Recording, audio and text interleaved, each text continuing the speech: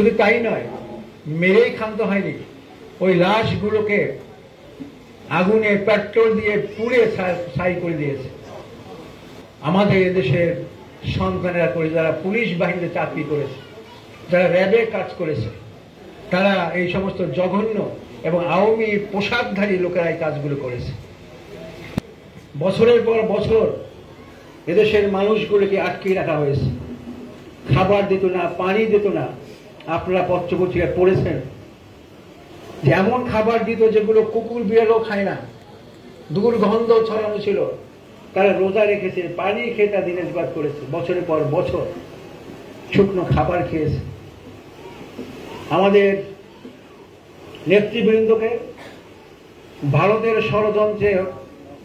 ষড়যন্ত্রমূলক বিচারের প্রহসনের বিচার করে তাদেরকে ফাঁসির কাছে ঝুলিয়ে দেওয়া হয়েছে, সবই আপনাদের জানা আছে। আমাদের নেতৃবৃন্দের বাড়িঘরগুলোকে বুলডোজার দিয়ে মাটির সাথে মিশিয়ে দেওয়া হয়েছে।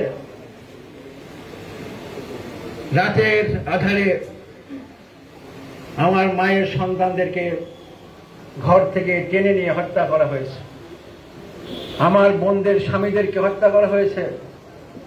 সেই সমস্ত পরিবারের সদস্য এখনো নিখোঁজ রয়েছে। আমাদের মায়েরা, আমাদের বোনেরা এখন রাতের অন্ধকারে চোখের পানি ছেড়ে দিয়ে তারা এখনো কাঁদতেছে। তাদের সন্তানের খোঁজ তারা এখনো পায় না, তাদের স্বামীদের খোঁজ এখনো পায় না। এই অবস্থা এখনো বিরাজ করতেছে বাংলাদেশে।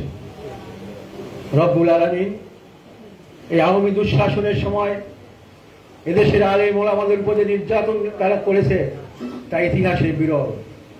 শাপলা চত্বরে আপনাদের মনে থাকার কথা, জগণিত তালবে আলিম এবং শিক্ষক তাদেরকে রাতের আধারে হত্যা করা হয়েছে এবং শেখ হাসিনা বলেছে যে রাস্তার উপরে আলতা বিছিয়ে দেওয়া হয়েছে।